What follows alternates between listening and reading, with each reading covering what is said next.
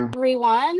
Welcome to Writing Short Fiction for Challenges. My name is Chandra Arthur, co-author of the 1,000 Words to Get Started and 1,000 Words to Ignite Romance, and co-host of the monthly writing stream Flash Fiction Live. Thank you for joining us for the Authortube Writing Conference 2025. And this is my co-host and co-author, Natalie. Natalie, take it away. Yeah, I do the same stuff she does, just with her and everything. We got a lot of information, so I want to just dive in. This is AWC 2025. Really excited for this. And, yeah, absolutely. Yeah, and definitely thank you to the sponsors whose names I just forgot, but I know Mama Maggie has been throwing their links.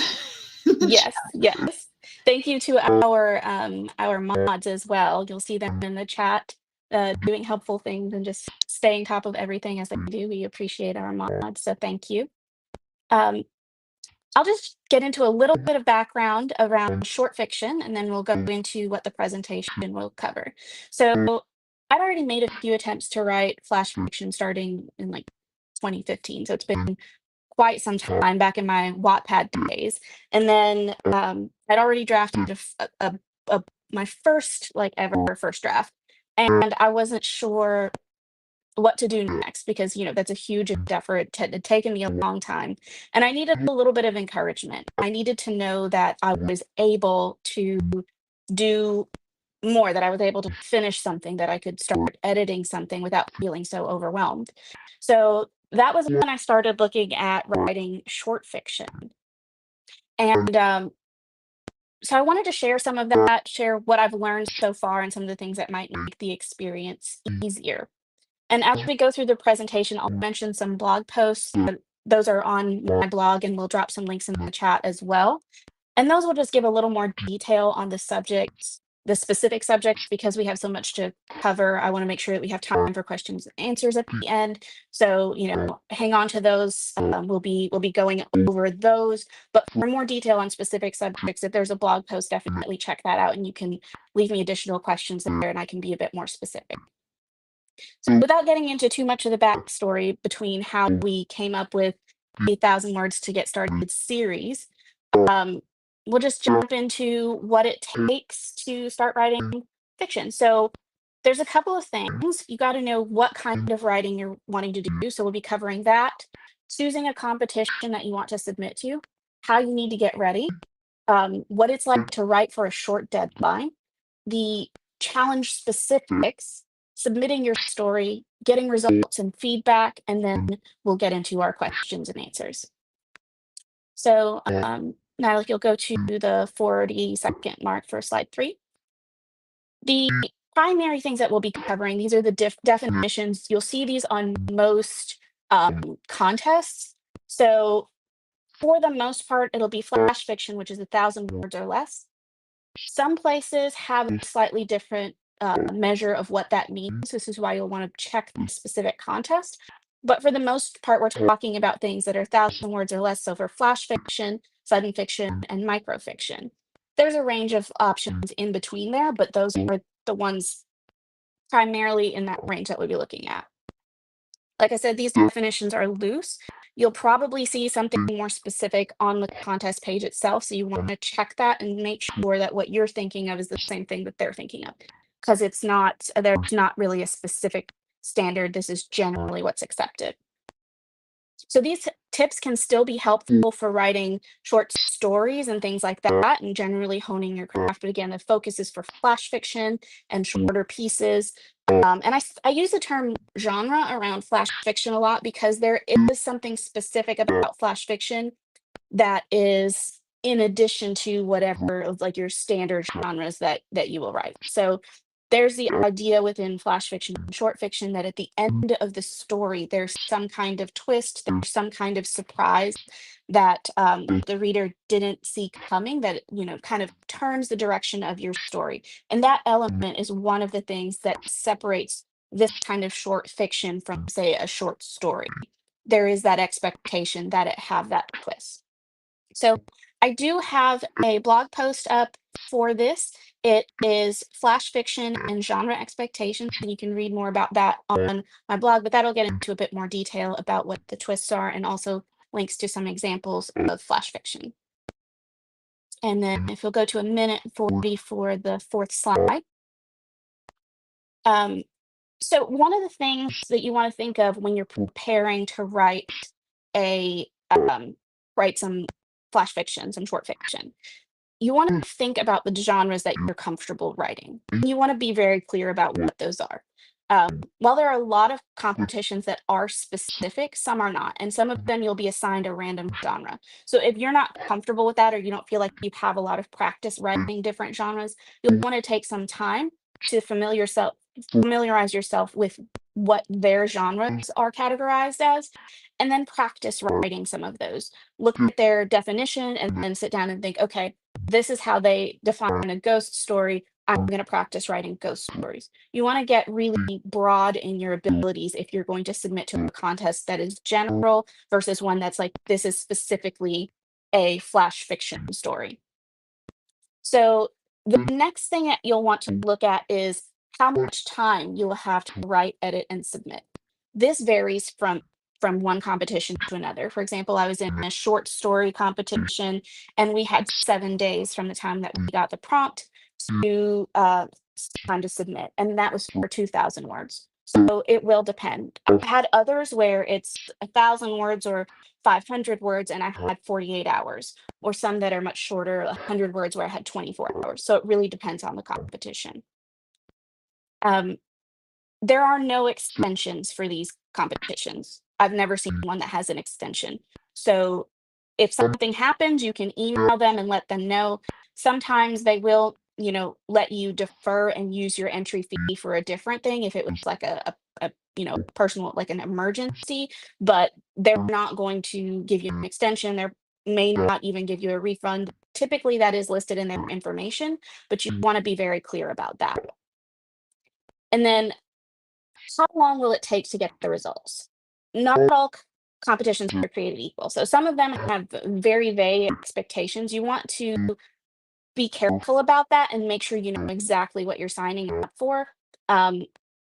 In my experience, some of the contests that have really stood out are the ones where it's clear. I know exactly when I'm going to get my results. I know exactly when I'm going to get my feedback. I know exactly when I'm going to get my assignment. And that's really important too. I know we all have busy schedules, and you want to make sure that you're going to have time to actually do the things that you need to do. So be sure it's something that has those clear expectations and that that's going to fit with your schedule, because as stated before, you're not going to be able to get an extension.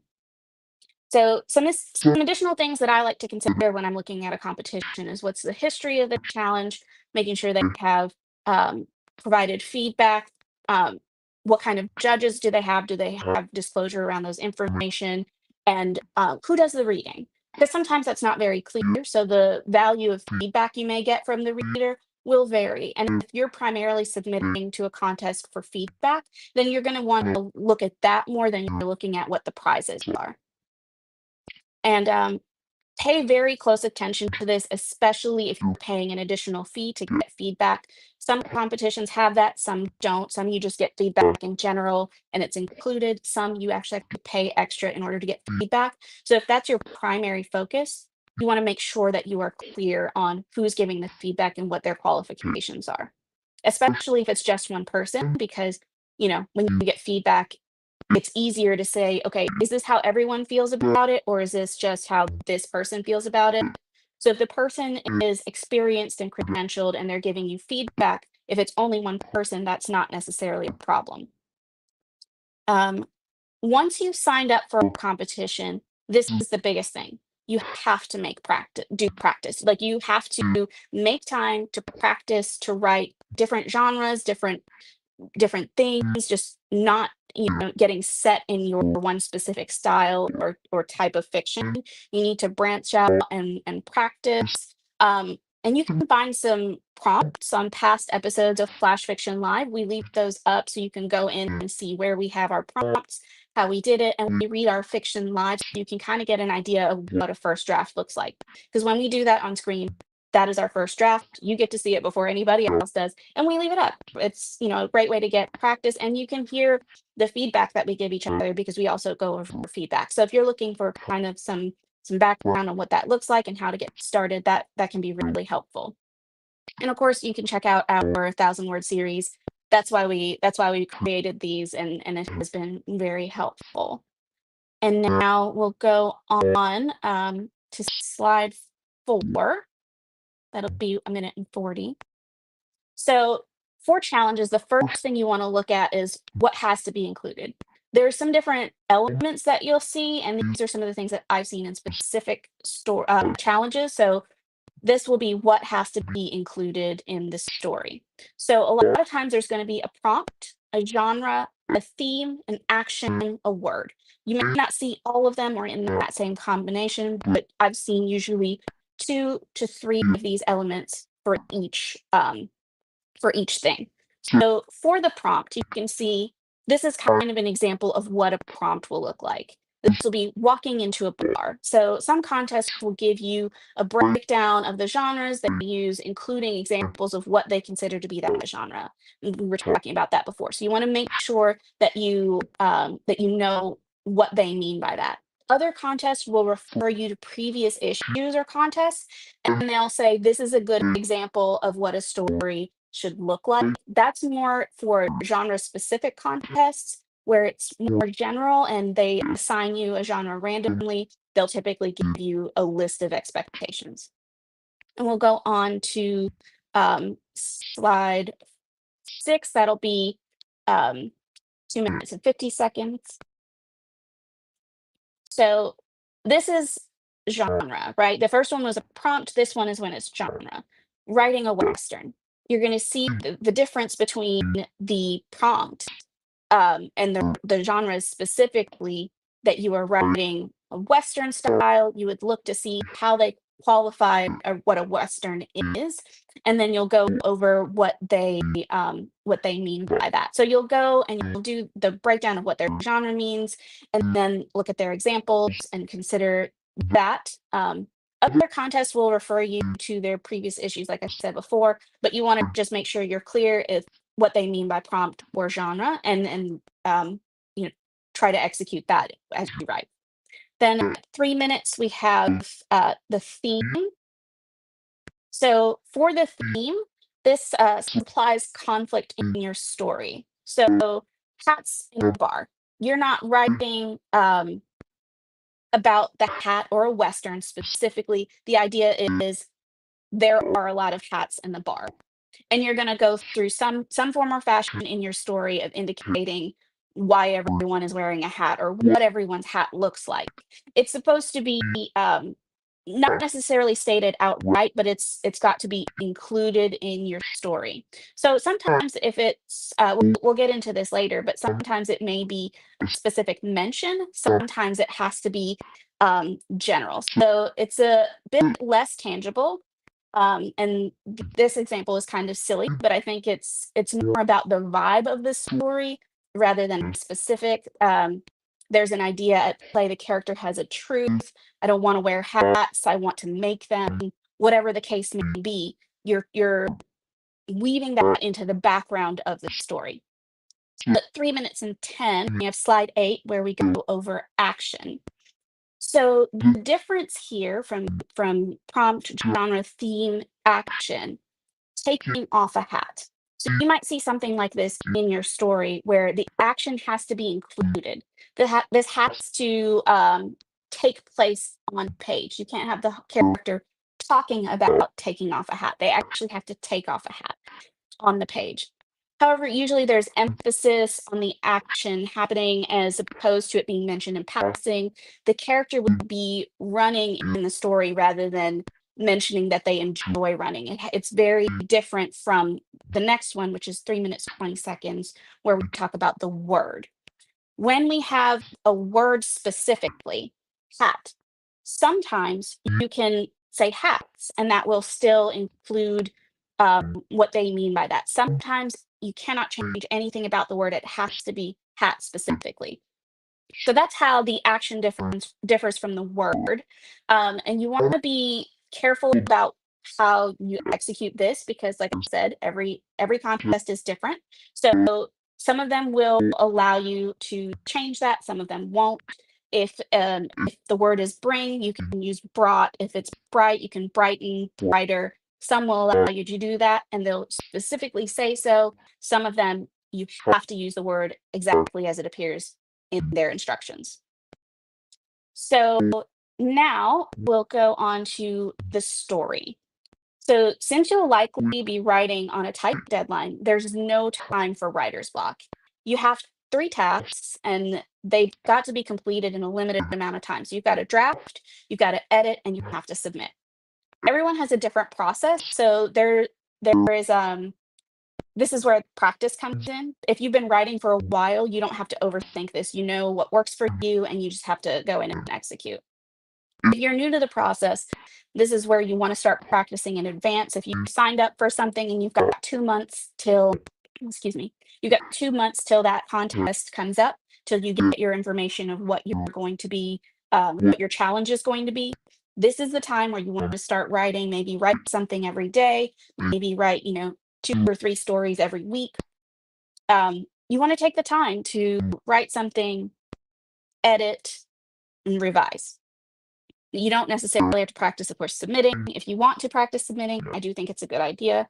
Familiarize yourself with the process, what it looks like, and don't necessarily expect a whole lot from the first time you submit. Just do this as a getting to know you sort of things. This is where I will definitely say 1,000 words to get started, 1,000 words to ignite romance can be really helpful. We've got all of your prompts, we've got your challenges included. We've got the framework and the elements of what will be included in writing your story. And you can do it with or without a timer. So if you're looking at something where you've got a 24-hour turnaround, then make that a challenge for yourself. Write one of the prompts in 24 hours. Give yourself that 24 hours to edit, revise, do all of those things to where you're really happy with it, is totally polished, and consider that practice for your process or for your contest that you're submitting to. And in competitions where the genre is specific, you can apply that in competitions where the genre is not specified. You can just try writing a bunch of different things, and that will be really helpful. So we'll go to 3 minutes, 30 seconds for slide 10. Fast drafting is your friend, or that's how it works for me. I don't want to overthink what I'm doing. If you can't settle on a specific story idea, write several of them. Just start a story. If you hate it, just hit enter a couple of times, go back down, and start something else. Don't delete anything. Don't erase anything. You just keep going. I've had several challenges, and Natalie sees all my chicken scratch like from the beginning, so she can tell you. I have had some where I'm like, started an idea, hate it, move on to the next thing.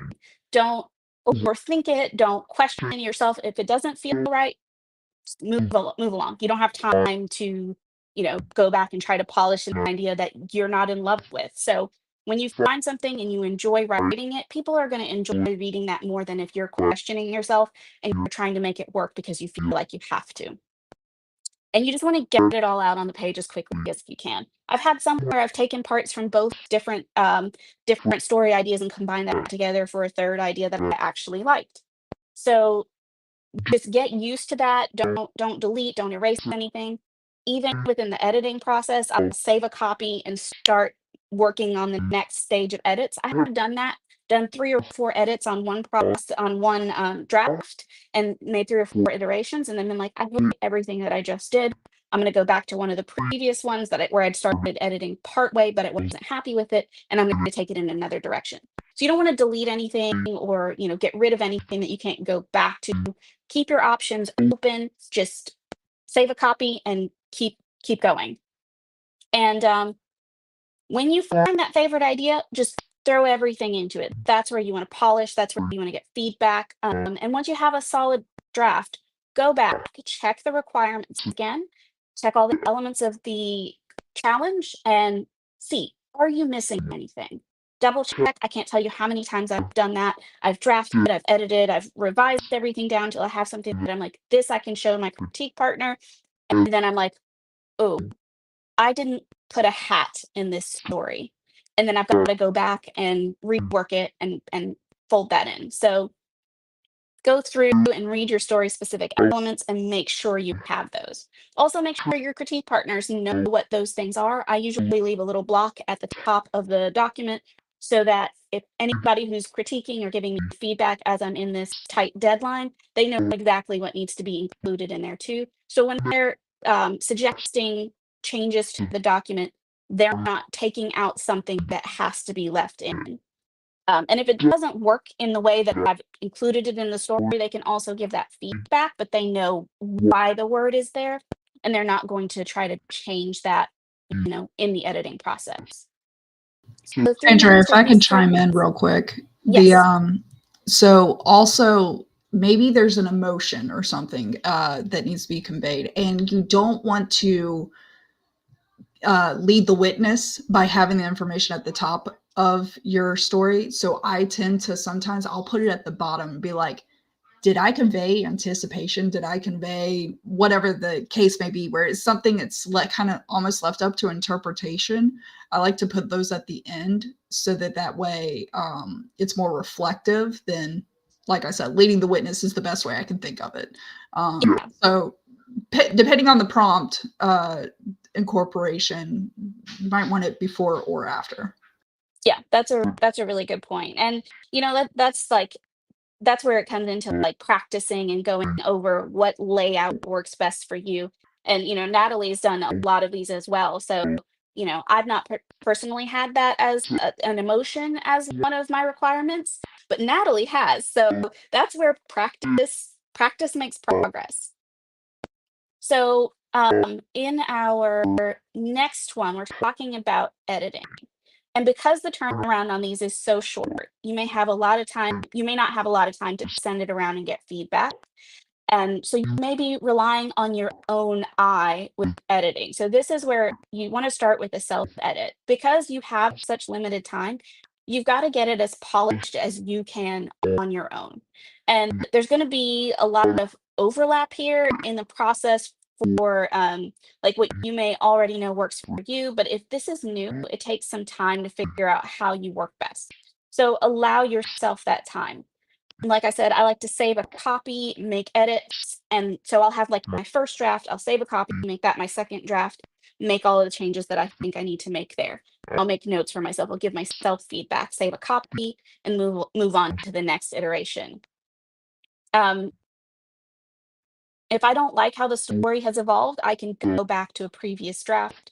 I don't have to, be like, okay, what all did I change and try to go back and undo it. I can see it as it's evolving, and if I like it, I can move on with that. If I don't, I can go back to a previous iteration. In the first few rounds, you want to focus on the development of the story, make sure everything makes sense, make sure you've included all of your requirements, and make sure that the stakes in the story are clear.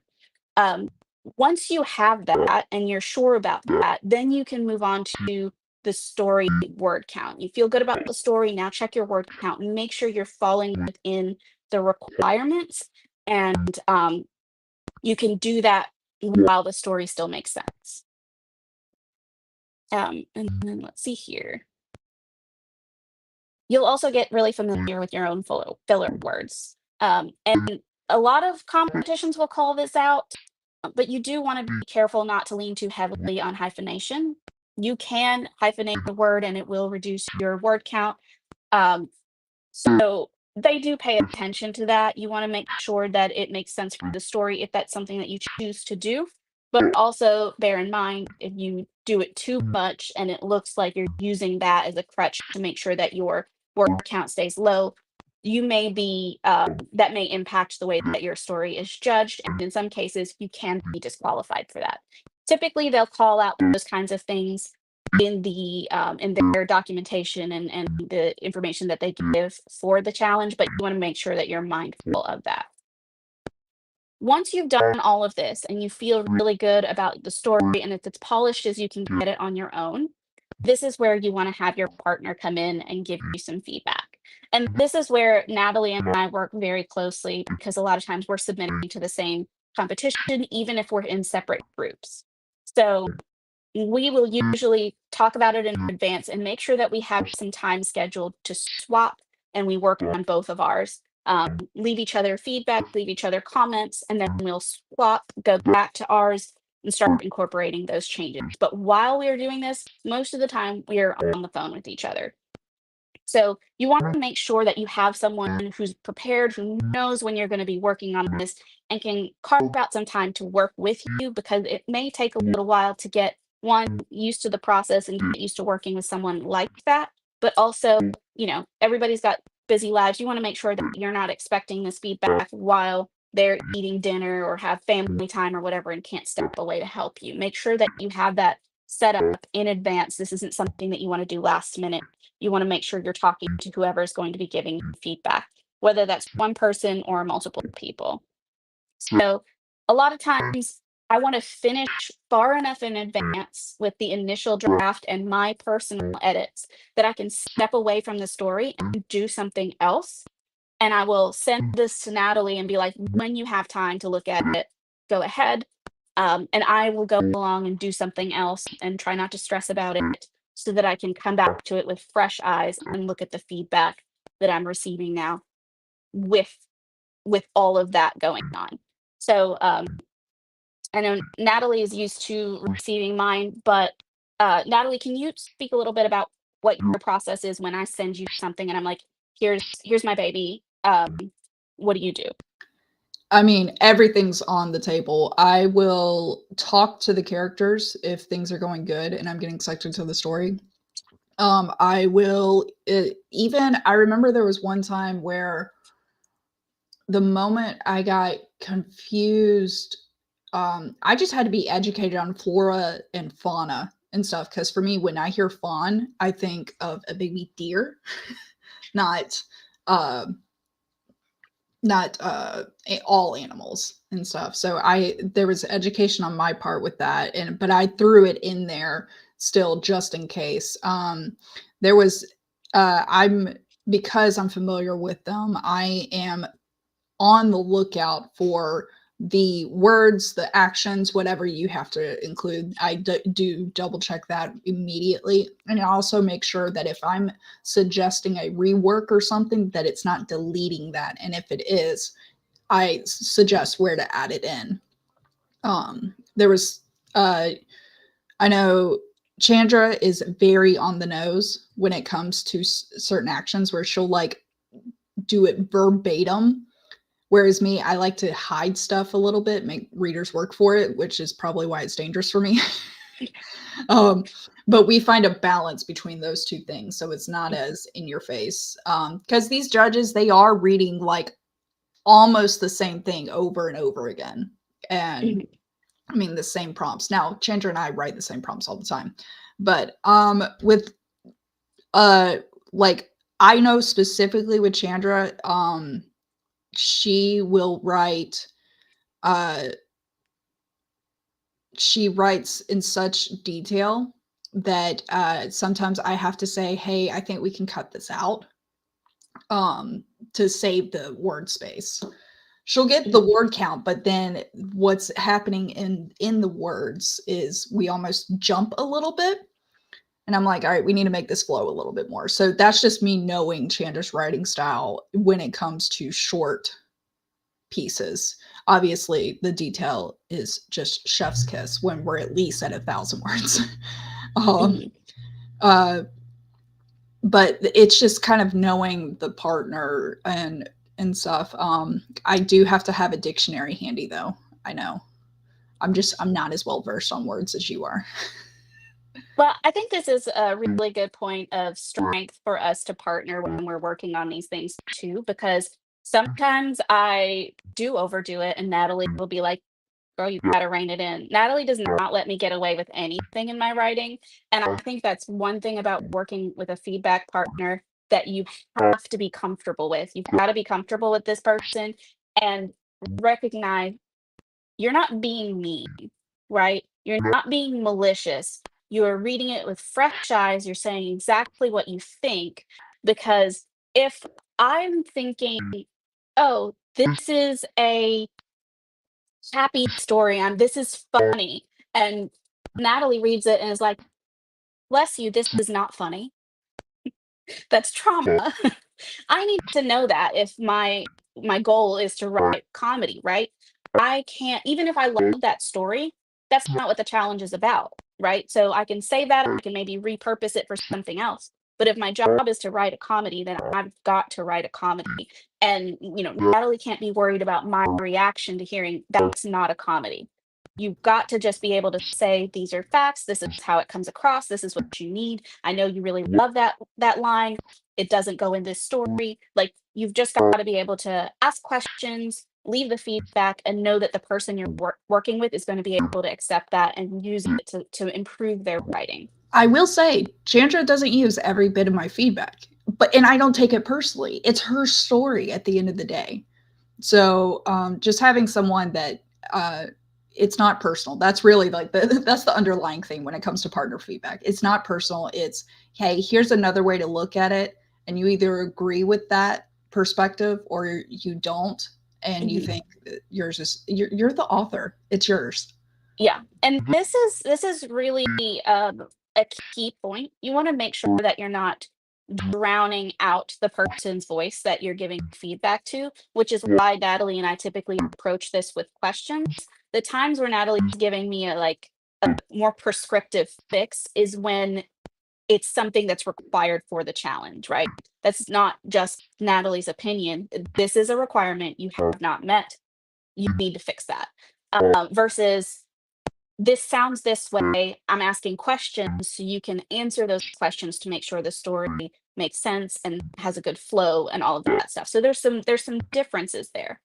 And once you've both gone over it and there's like nothing else you can do, and you've double, triple, quadruple checked your word count, then we go into that final review. This is like the last thing. The story's in its final stages. You're going over everything to just make sure that you haven't edited out any of your requirements.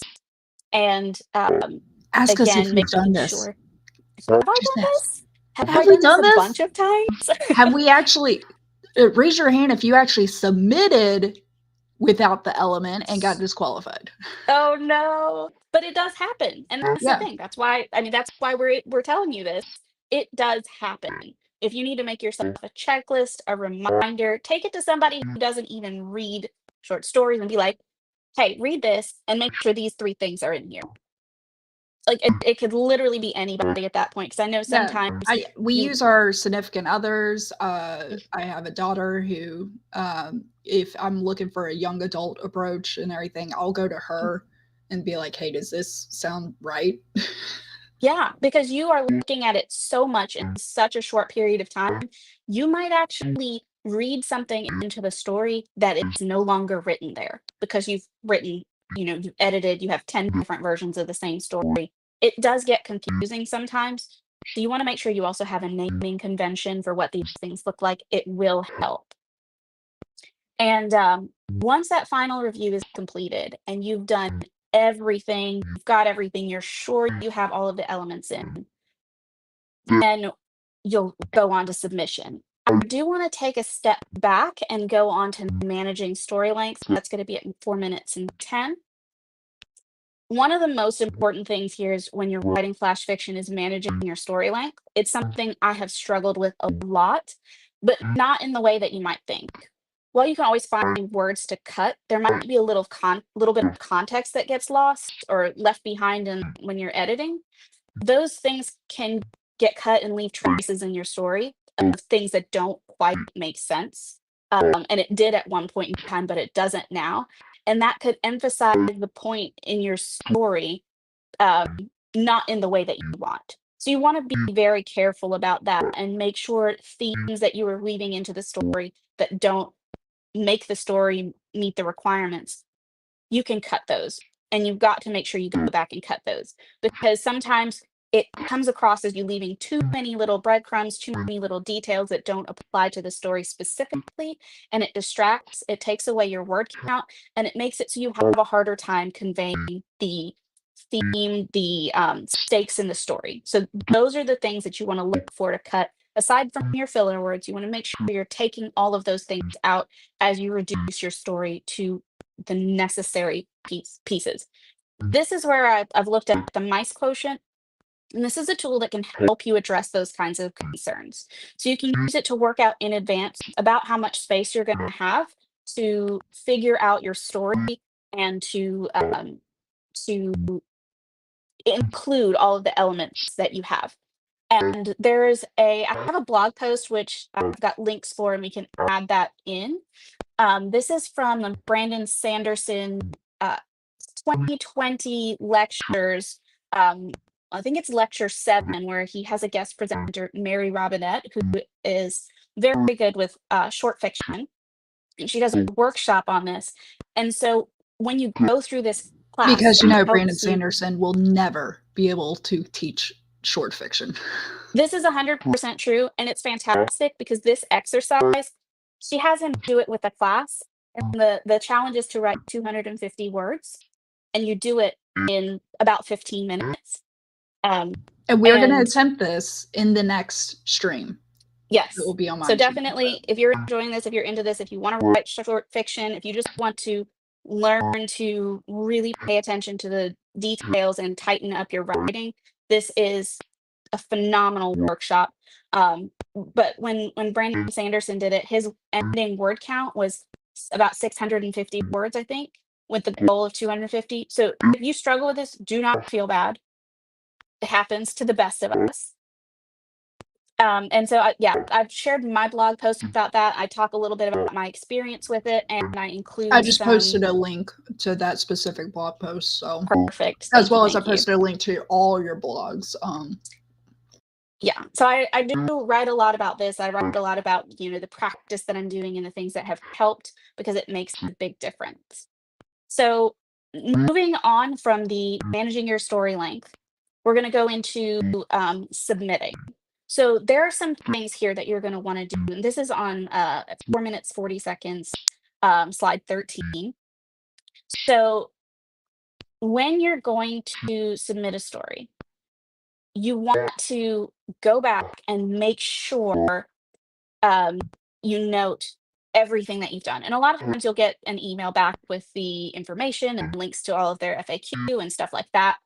A lot of them use Submittable. So if you are going to be submitting stories a lot, you might want to go through, familiarize yourself with Submittable, make an account before you need to submit, and make sure you have everything set up so you can get into the submission site. You want to make sure you're prepared for that. So be familiar with the website, however they manage submissions.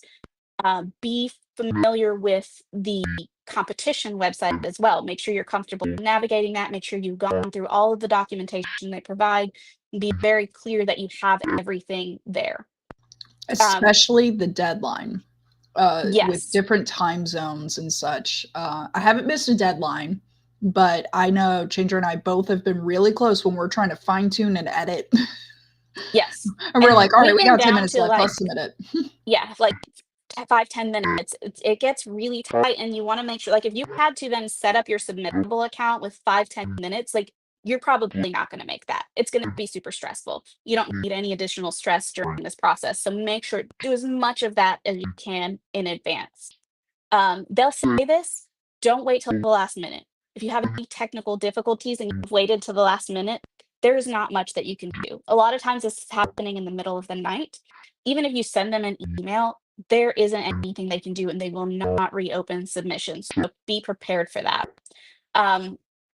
Some contests will let you submit multiple times. So once you have a first draft, if you're nervous, you can go ahead and submit your first draft just so you have something in. Especially if your primary focus is getting feedback, you may want to do this. Write something, get it done, submit.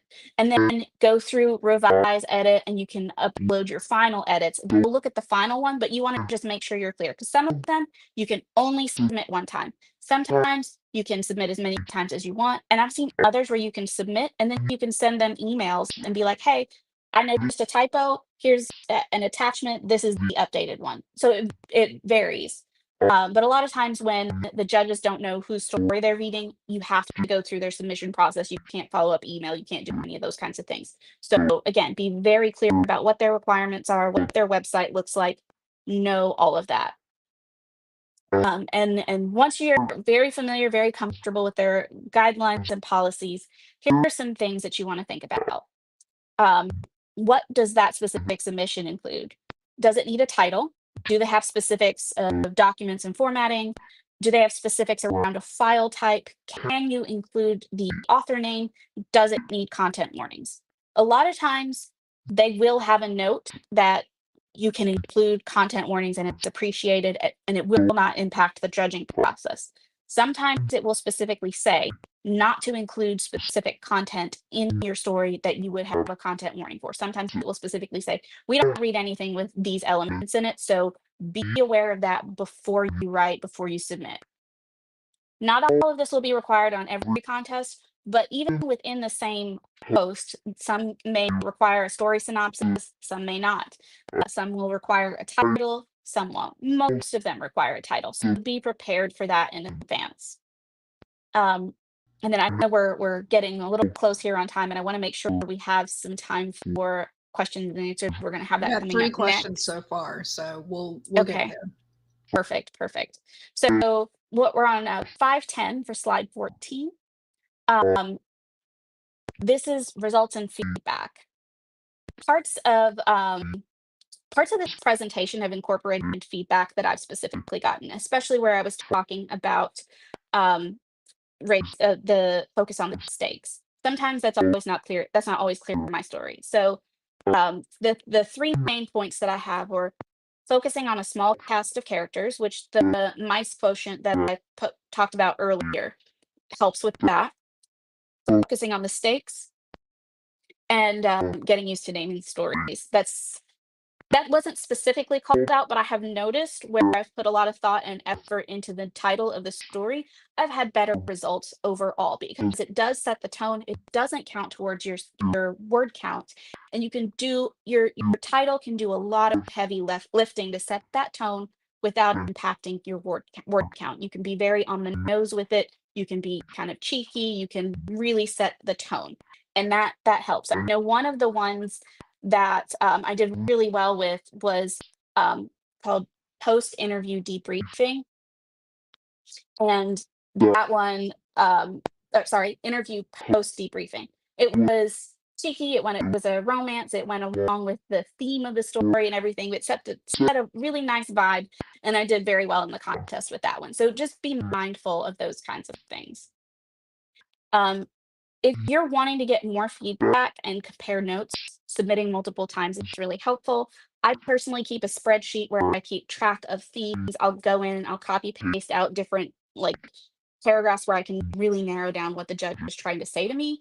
And I can identify themes across multiple stories so I can see this is something I tend to do in my writing overall. It's not specific to the story. Anything that's specific to that story, I leave it out, right? Because it's not necessarily going to be helpful moving forward. I still have it. I can reference it if I need to, but for the most part, I want to see the general feedback that can apply to everything.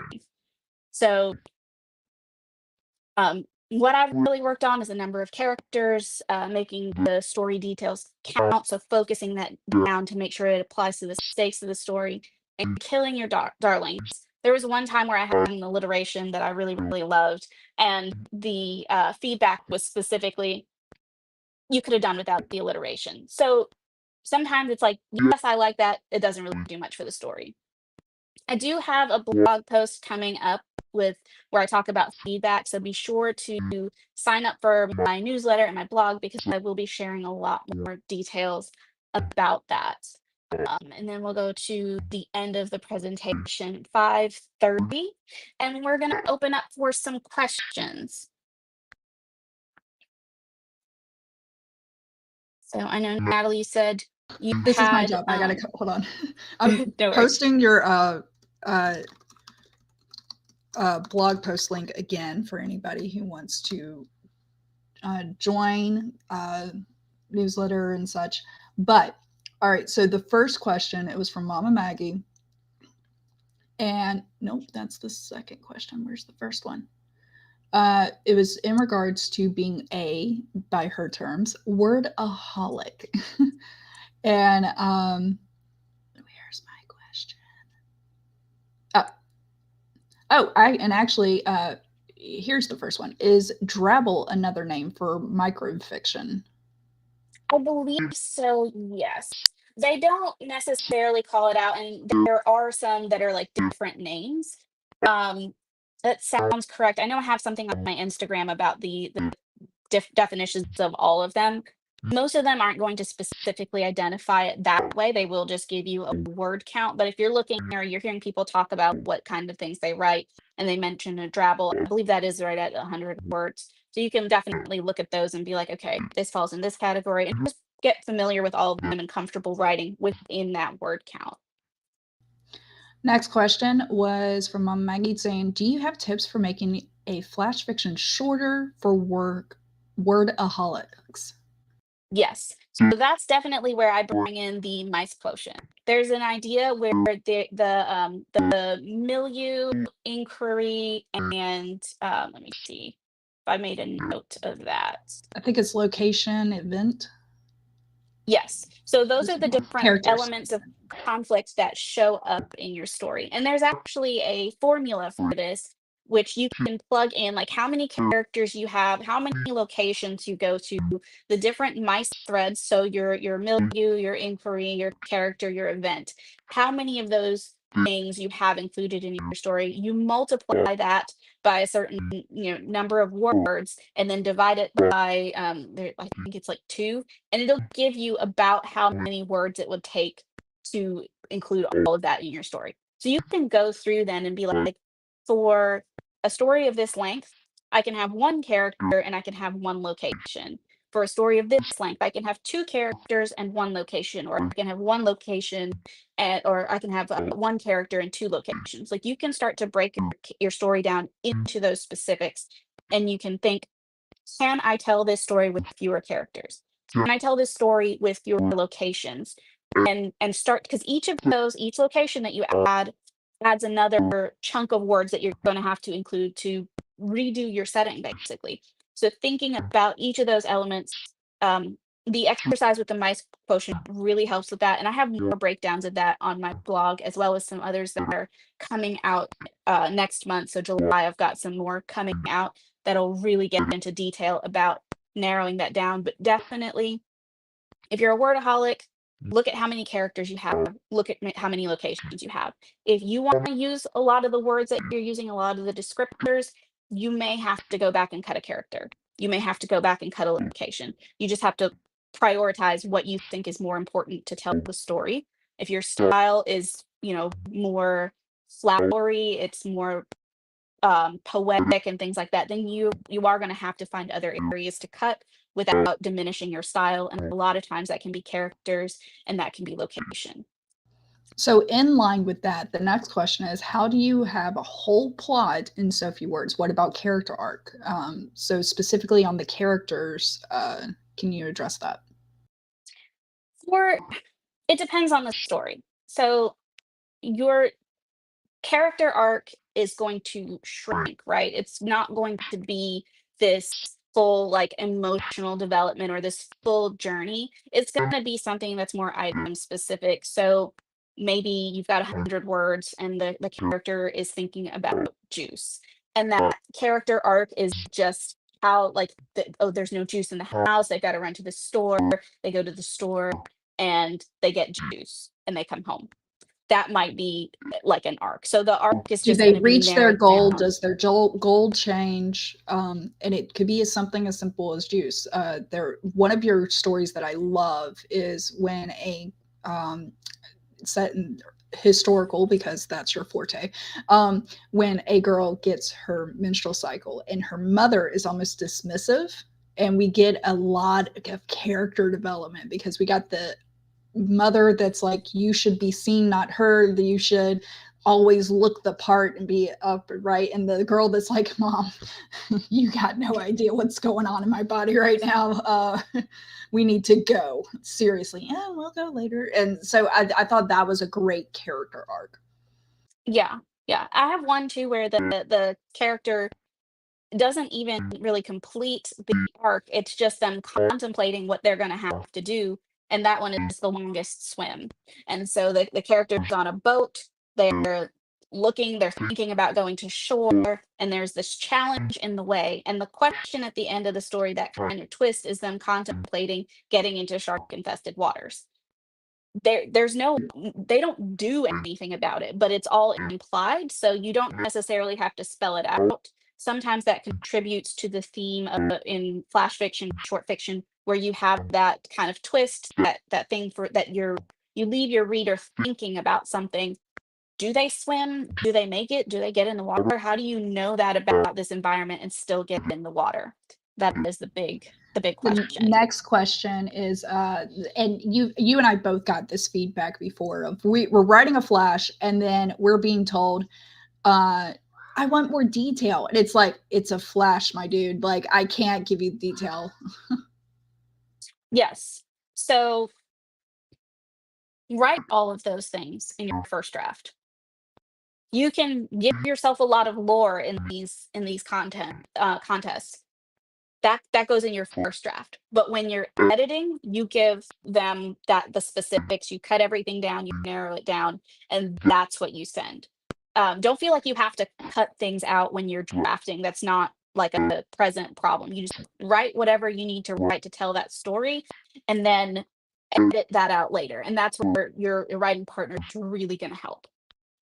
A lot of times you'll think that you want to include all of those elements, and then you realize you don't need to. Another thing that I like to think about for flash fiction, I talk about this a lot, it's like it's writing a scene, right? So if you think about your full length, a novella, a novel, that is a series of flash fiction, right? Your scenes, your smaller bits and pieces. You don't have to tell the whole story in the 1,000 words, in that paragraph, in that chapter, whatever the case may be. You have an objective for that scene. You're writing that scene. You're writing that objective. So when you approach your flash fiction like that, of like, yes, I'm aware there's a lot more to this story. This is just a nugget of the story. And sometimes you'll love something so much you decide to turn it into something bigger and something more. And I Which love is that for you. wonderful. I love that for us. We've done that so many times. But But if it's when for a you, contest, just keep it where it's smaller. yeah, you can write the If whole it's a thing. cupcake, not a 3-tiered one, okay? Yes, yes, so much that. So just take that little piece, to promise yourself, and I lie to myself a lot of the time. I'll come back to this. I'll write more, and maybe I will, but there's going to be a lot where I won't. But give yourself permission to be like, this is just a sample size. I'm writing this piece. I'll come back to the rest of it and add all of the backstory in that I want to. But right now, I'm just going to focus on making this paragraph, these couple of sentences, as polished, as clean as I can. And you'll find that it'll contribute to a lot of your other writing, because you'll start to see where you're adding in fluff that doesn't contribute to your story, or you're not including enough backstory, or you're not making the characters' motivations clear, and you'll practice and hone that skill. So don't limit yourself for the first draft. Write as much as you want to, but just recognize when you come back and you edit, you're going to be cleaning a lot of that up. And you'd be surprised how much you add in that doesn't need to go in there, or that's actually repetitive, and you're saying the same thing in different words. So practice, practice, practice. Don't limit yourself. Don't think about word count when you're doing your first draft. Write it all out, come back, condense, and you'll see the story becomes much clearer. And I think you'll actually really be proud of and love what it ends up being, even though it will be shorter than what you started with. All right. That's all the questions. And then you did a great summary right there at the end. Feel free. Luckily, Mama Maggie is throwing in. Vote for your favorite AWC speaker. There is a feedback form that enters you into the giveaways. And if you like this, like, please follow Chandra's blog. I got the link there, as well as we have our monthly flash fiction live stream. So Yeah, join us. definitely do that. We've got newsletters as well, so keep an eye out for those posts. Definitely sign up. I think that's all we have today. I know we're running out of time. We maybe have gone a little bit over, so we'll see you in the next stream, in the comments, and throughout AWC 2025. But thank you so much for joining us, and we'll see you next time.